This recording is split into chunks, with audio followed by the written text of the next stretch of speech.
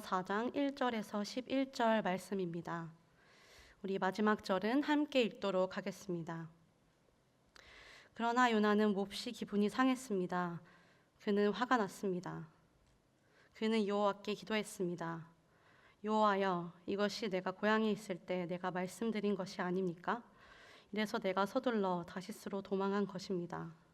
주께서는 은혜롭고 동정심이 많은 하나님이시고 진노하는 데 더디시고 사랑은 충만하시며 재앙을 내리는 것을 주저하신다는 것을 내가 알고 있었습니다. 여호와여, 이제 제발 내 목숨을 가져가십시오. 내가 사는 것보다 죽는 편이 낫겠습니다. 그러나 여호와께서 말씀하셨습니다. 네가 화내는 것이 옳으냐? 요나가 성읍 밖으로 나가 그 성읍 동쪽에 자리를 잡고 앉았습니다.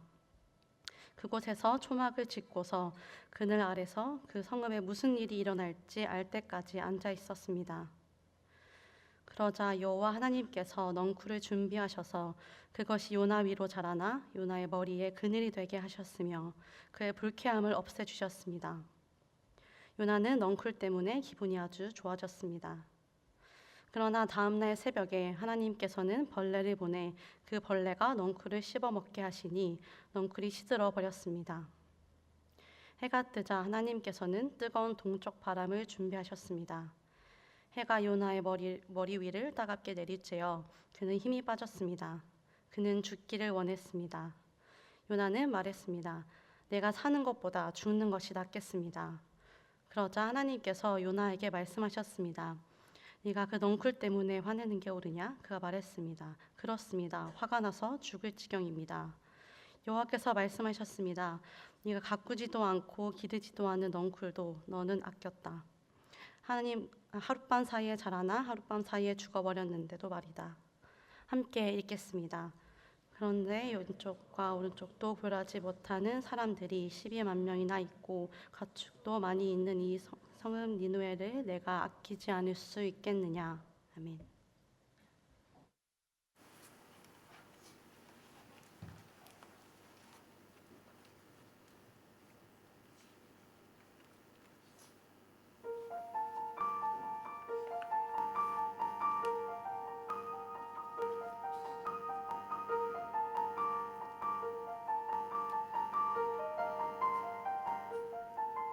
하늘을 바라봐요. 저 넓은 바다를 보아요. 세상을 만드신 주 그의 솜씨 놀라워라. 들에 핀 꽃을 봐요. 하늘 벌벌 날아가는 저 새들 만물을 지으신 주의 놀라운 섭리라.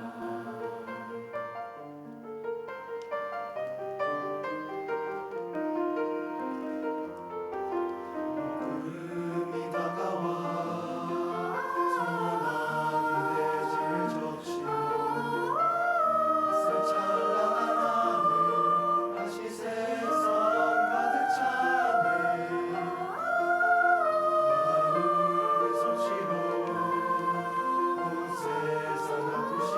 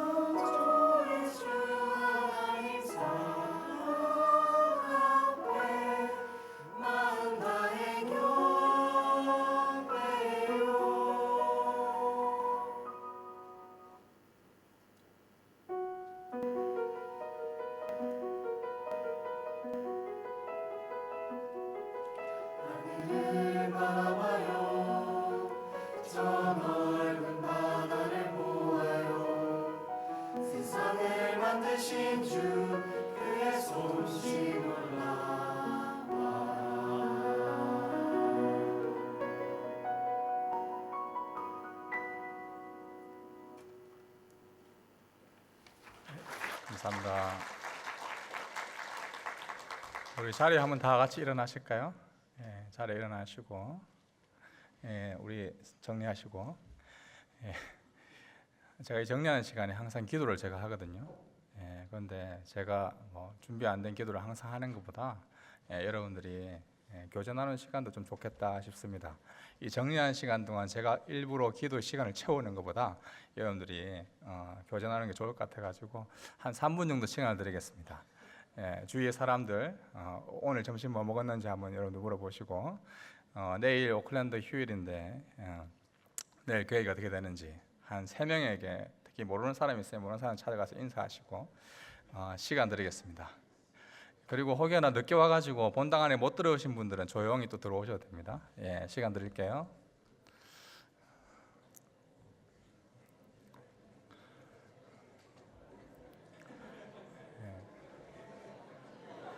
예, 우리 간사님도 찾아가세요. 찾아가시고.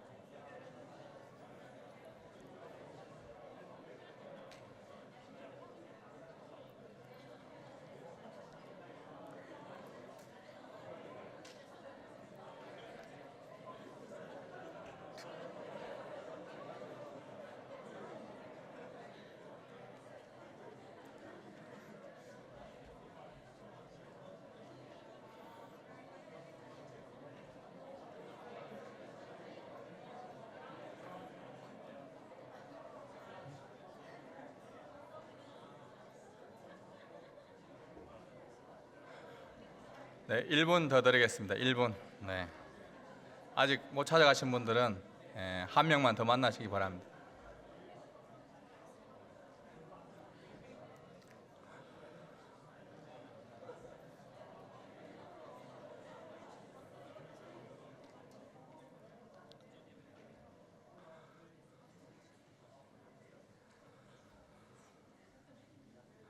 어, 1분이 이렇게 짧습니까? 네.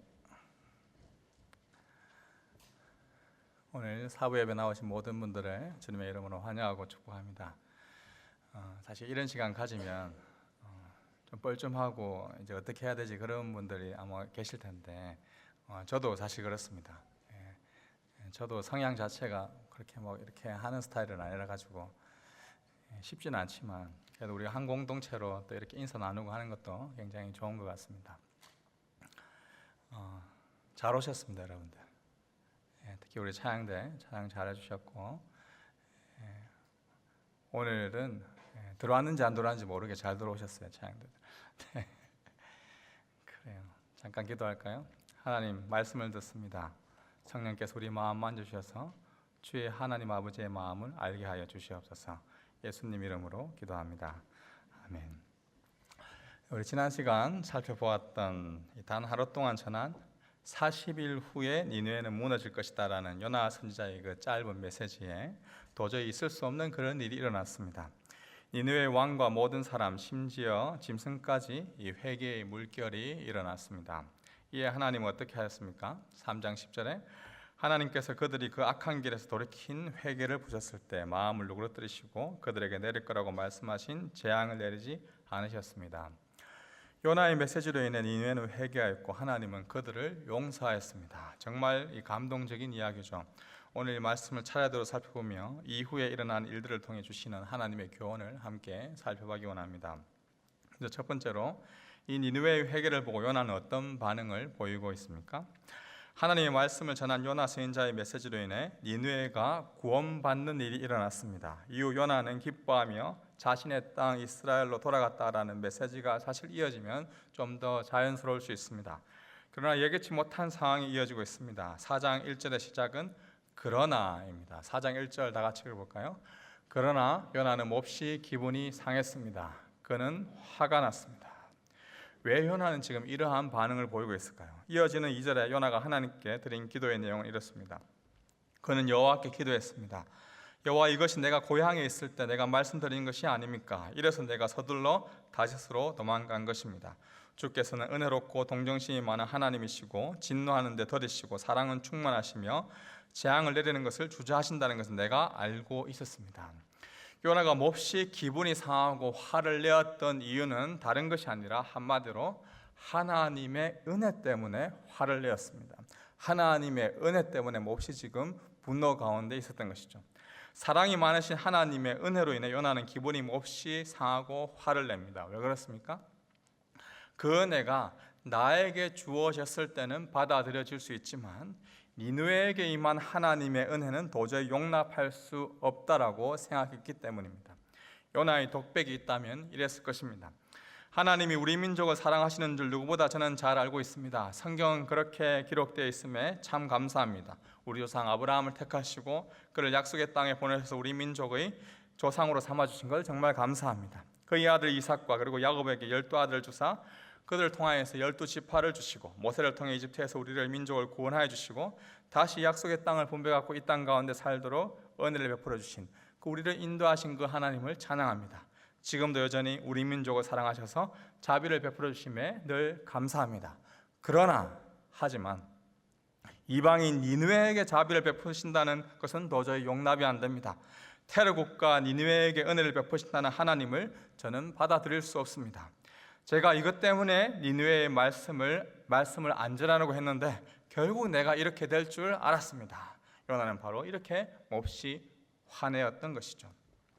요나의 이런 마음과 감정이 너무 이기적이라고 생각되는 면이 있지만 가만 보면 바로 나 자신을 우리를 보는 듯합니다. 왜냐하면 우리 모두는 내가 하면 로맨스지만 남이 하면 불륜이라고 여기는 내로남불의 모습을 가지고 살고 있기 때문에 그렇습니다. 어렸을 때부터 지금까지 다양한 문화와 환경에서 자라오면서 나름대로 자신의 신념, 세계관 그리고 가치관이 형성되어서 성인이 되었습니다.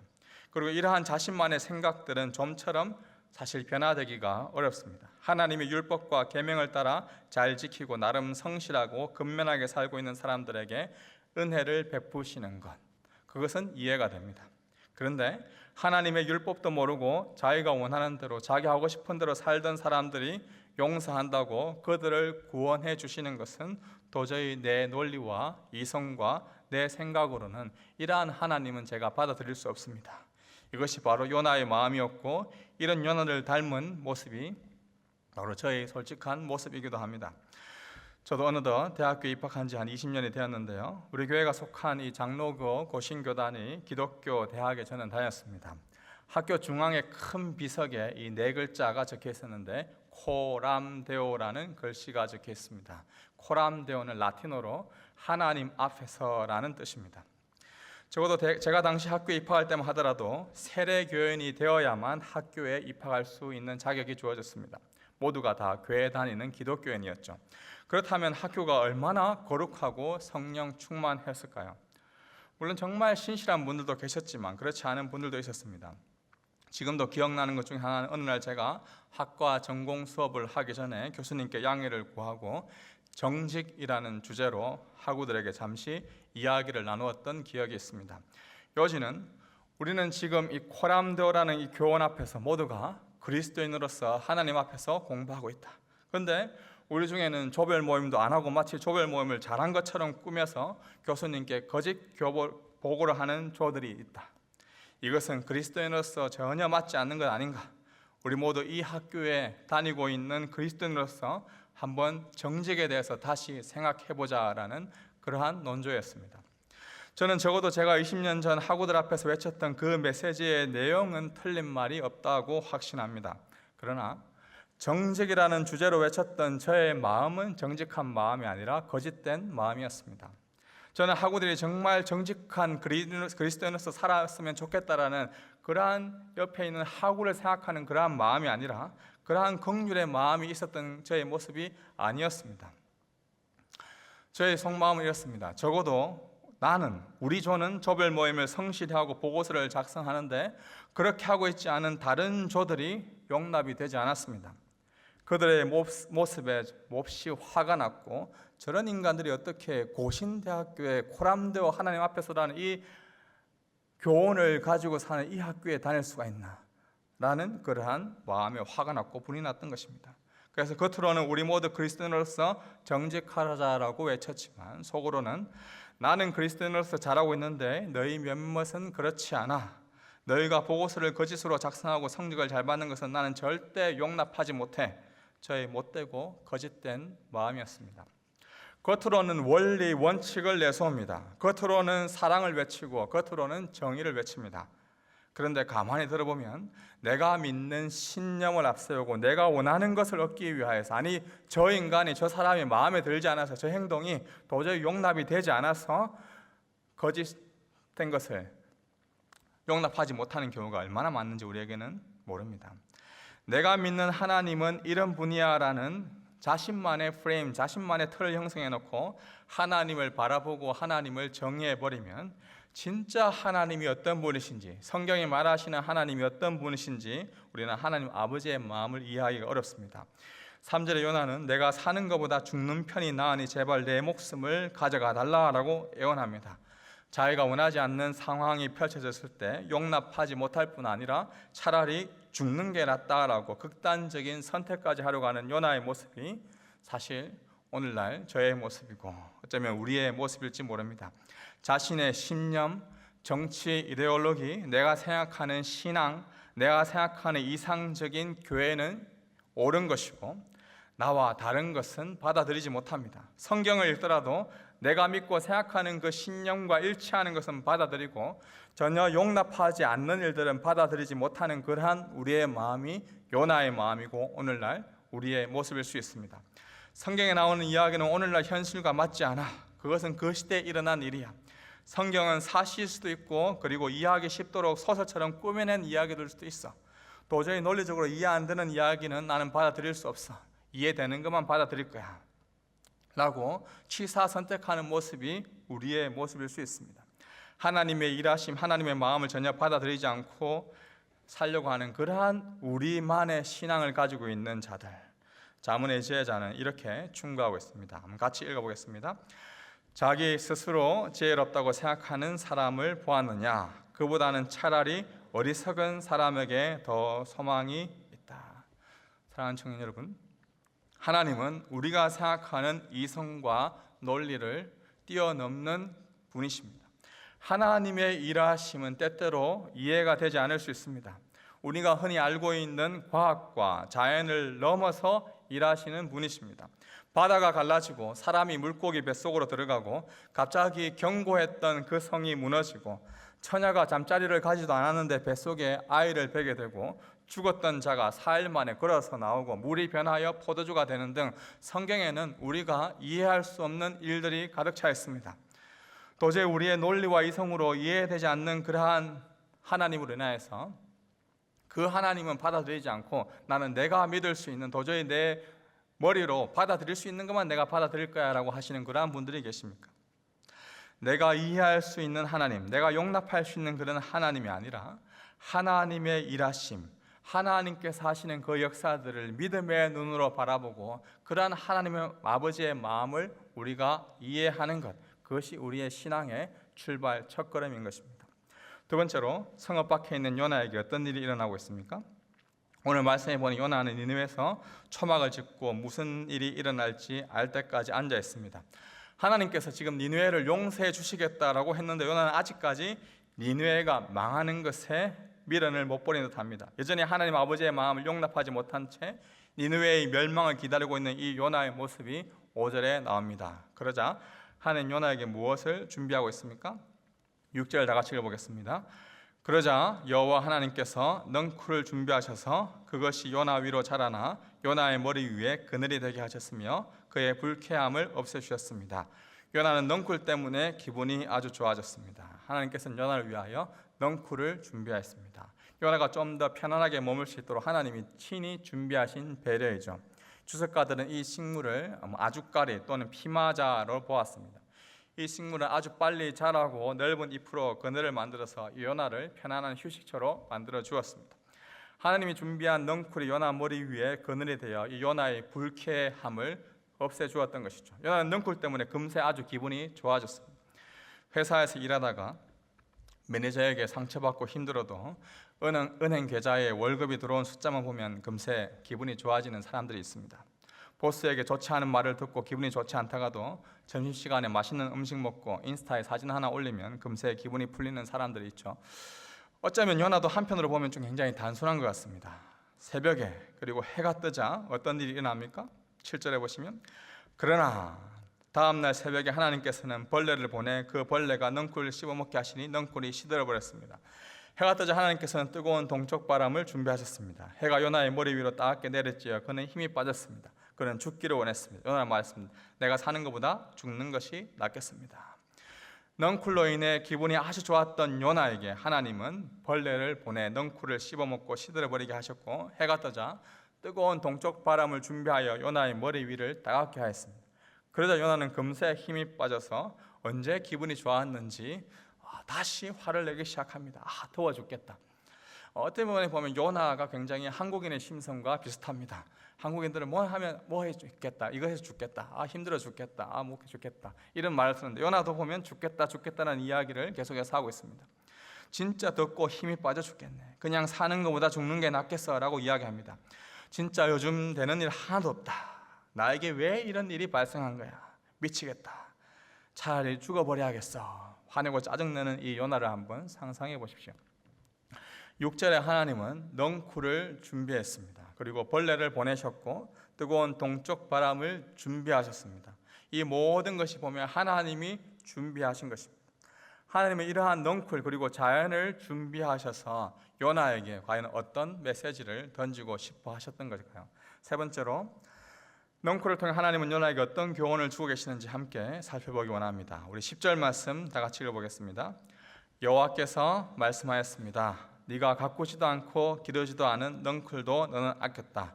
하룻밤 사이에 자라나 하룻밤 사이에 죽어버렸는데도 말이다.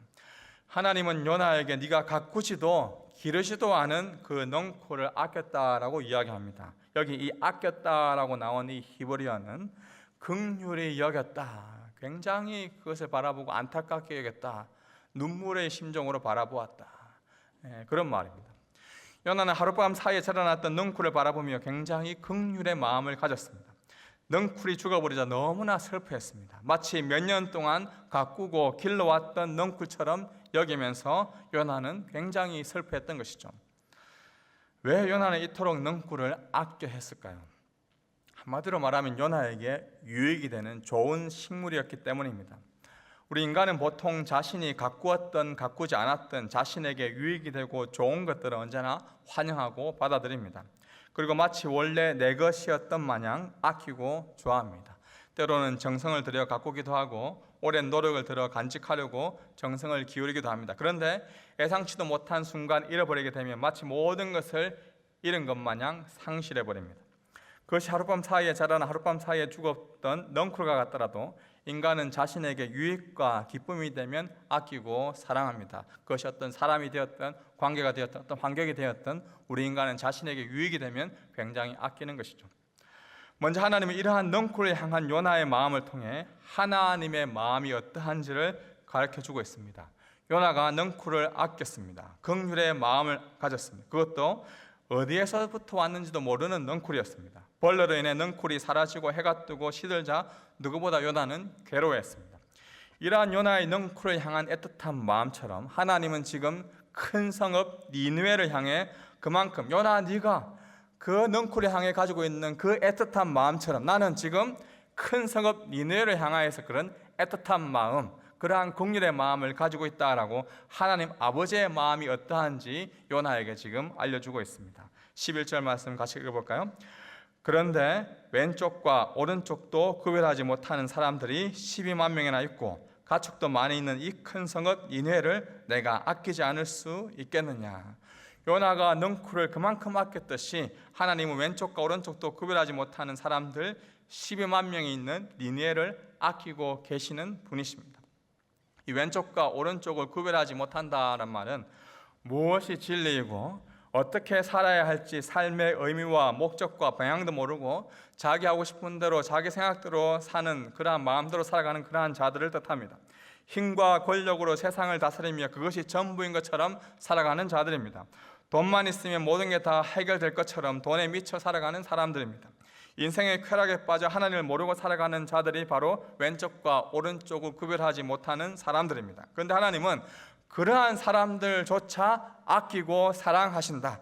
그러한 사람들 또한 하나님은 돌아오기를 기다리고 계신다라는 것을 지금 요나에게 또 우리에게 교훈으로 가르쳐주고 있습니다. 나는 은혜 받을 자격이 있고 니느웨는 그럴 자격이 없어라고 외치는 요나를 향해 하나님은 니느웨도 나의 용서를 받을 자격이 있다. 니느웨도 내가 아끼고 있는 자들이야 라고 이 요나에게 능쿨을 보여주시면서 교훈해주고 있는 것입니다. 사랑하는 주의 백성 여러분, 하나님의 은혜는 오른쪽도 왼쪽도 구별하지 못하는 자격 없는 자에게 여전히 임하고 있습니다. 하나님의 은혜와 사랑은 연약하고 부족할 때, 밑바닥에 내려갔을 때, 우리가 죄인이 되었을 때, 우리가 원수가 되었을 때 여전히 임하고 있습니다. 하나님의 아들 예수님이 이 땅에 오신 이유가 무엇입니까? 스스로 하나님 앞에서 자격 있는 존재, 스스로 의인이라고 여기며 하나님의 은혜에 합당한 자격을 갖추었다고 교만하게 살았던 바리새인과 서기관들을 향해서 예수님께서는 이렇게 말씀하셨습니다. 누가복음 5장 31절 이하인데요, 함께 읽습니다. 예수께서 그들에게 대답하였습니다. 건강한 사람에게는 의사가 필요 없고 병든 사람에게만 의사가 필요하다. 나는 의인을 부르러 온 것이 아니라 죄인을 불러 회개시키러 왔다. 예수님은 의인을 부르러 온 것이 아니라 죄인을 불러 회개시키러 오셨습니다. 나는 하나님 앞에서 은혜 받을 만한 의인이고 저 니느웨는 절대 아니야 라고 생각하는 교만한 자칭 나는 의인이라 라고 부르는 그 사람들을 위해서 하나님 오시지 않았습니다. 누가복음 18장에 나오는 바리새인과 세리의 기도를 통해 예수님께서 말씀하신 비유를 들어보십시오. 두 사람이 기도하러 성전에 올라갔다. 한 사람은 바리새파 사람이었고 또 다른 사람은 세리였다. 바리새파 사람은 서서 자신에 대해 이렇게 기도했다. 하나님, 저는 다른 사람들 곧 남의 것을 빼앗는 사람이나 불의한 사람이나 간음하는 사람과 같지 않고 이 세리와도 같지 않음을 감사합니다. 저는 일주일에 2번씩 금식하고 얻은 모든 것의 11조를 냅니다. 13절 같이 읽어볼까요? 그러나 세리는 멀찍이 서서 하늘을 쳐다볼 엄두도 내지 못하고는 가슴을 치며 말했습니다. 하나님이 죄인을 자비하게 베풀어 주십시오. 이 바리새파 사람은 하나님 앞에서 율법에 따라 나름 성실하게 살았습니다. 그리고 죄인 세리와 같지 않음에도 감사를 드렸습니다. 그러나 세리는 멀리 서서 하나님, 이 죄인에게 자비를 베풀어 주십시오 라고 말하며 하늘을 쳐다볼 엄두도 내지 못하고 가슴을 치면서 기도했다라고 이야기합니다. 예수님이 왜 이 비유를 말씀하셨을까요? 이 비유를 시작하기 전에 9절에는 이렇게 기록되어 있습니다. 자기가 의롭다고 생각하며 다른 사람들을 업신여기는 몇몇 사람들에게 예수께서 이런 비유를 들려주셨습니다. 예수님은 나름대로 당당하게 신앙생활하는 의인을 위해 십자가에 돌아가시지 않으셨습니다. 나는 어렸을 때부터 나름 열심히 신앙생활을 해왔고 나는 구원받을 만한 자격이 있어라고 말하는 자를 위해 예수님은 이 땅에 오시지 않으셨습니다. 하나님, 저는 나름 하나님 앞에서 괜찮은 사람인데 도저히 저 인간은 용납이 되지 않습니다. 저런 인간도 교회 다니도록 하나님께서 지금 내버려 두시는 건 너무한 것 아닙니까? 여전히 자기는 어렵다고 여기는 자를 위해 예수님은 이 땅에 오시지 않으셨습니다. 그렇다면 예수님은 누구를 위해 이 땅에 오셨습니까? 하나님, 이 죄인에게 자비를 베풀어 주십시오. 하나님, 내가 죄인입니다. 내가 죽을 죄를 지었습니다. 나를 용서해 주십시오. 제발 자비를 베풀어 주십시오. 스스로 죄인으로 여기고 회개하는 자를 위해 예수님은 이 땅에 오신 것입니다. 사랑하는 청년 여러분, 내가 죄인입니다. 회개하는 그 죄인을 위해 예수님이 이 땅에 오셨다는 그 사실을 믿으십시오. 그리고 나 같은 죄인을 용서하신 예수님의 십자가 은혜에 다시 한번 감사하며 찬양을 드리십시오. 하나님 아버지의 마음이 있는 그곳에 나도 있기를 원합니다. 다짐하고 결단하십시오. 누가복음 19장 41절에 보면 예수님이 예루살렘 성을 오시며 긍휼의 마음을 가지셨던 것을 누가는 이렇게 표현하고 있습니다. 예루살렘에 가까이 이르신 예수께서 그 마을을 보고 눈물을 흘리시며 말씀하였습니다. 오늘 내가 평화에 이르게 하는 일들을 알았더라면 좋았을 텐데 그러나 네 눈에는 이것이 지금 가려져 있구나. 저는 이 말씀을 읽을 때마다 예수님의 이 긍휼의 마음이 느껴집니다. 왼쪽과 오른쪽도 구별하지 못하는 니느웨 사람 12몇 명의 사람들을 향하여서 하나님이 말씀하셨던 내가 아끼지 않을 수 있겠느냐라고 말씀하셨던 그 메시지가 예수님의 눈물에 있습니다. 예수님이 십자가의 길을 걸어가기 올라갔던 그 예루살렘 성에 있었던 사람들은 나는 죄인입니다 라고 외쳤던 사실 그러한 사람들이 아니었습니다. 스스로 자칭 의롭다고 여기며 살아가는 많은 바리새인들, 스스로 율법을 잘 지키며 의인이라 여겼던 율법학자들, 많은 자칭 의인이라고 여겼던 그러한 사람들이 살았던 도시가 예루살렘입니다. 겉으로 보기에는 하나님을 섬긴다고 하지만 이미 속으로는 남을 정죄하고 헐뜯고 이방인을 개취급하며 선민 사상에 흠뻑 젖어 살던 그러한 자들이 득실거리고 있던 곳이 바로 예루살렘 성이었습니다. 예수님은 바로 그러한 자들을 보시고 오셨습니다. 그리고 내가 아끼지 않을 수 있겠느냐라고 외쳤던 그 하나님의 메시지를 기억하며 그들을 아끼고 사랑하셔서 그 십자가의 길을 걸어가셨던 것입니다. 사랑하는 청년 여러분, 하나님 이 죄인에게 자비를 베풀어 주십시오라고 외치는 그 세리와 같은 죄인에게 하나님의 은혜가 임할 줄 믿습니다. 여러분의 이성과 생각과 나름 의롭게 살고 있다고 생각하는 그 일반적인 상식을 넘어 일하시는 그 하나님을 바라보십시오. 나 같은 죄인을 품으신 그 하나님의 은혜에 감사하며 아버지의 마음으로 서로 용서하고 사랑하고 품어주는 청년 공동체. 정말 하나님, 나는 용서해 주셔서 감사합니다. 그러나 저 사람은, 저곳은 절대 용서하서는 안 됩니다 라고 아직까지 우리 마음 가운데 품고 있는 그런 요나와 같은 마음을 가지고 있는 우리에게 하나님은 지금도 찾아와서 말씀하십니다. 내가 아끼지 않을 수 있겠느냐. 하나님은 여러분뿐만 아니라 여러분이 용서할 수 없는, 여러분이 이해할 수 없는, 여러분이 용납할 수 없는 그 사람도 여전히 사랑하십니다. 그 하나님 아버지의 마음을 기억하십시오. 기도하겠습니다.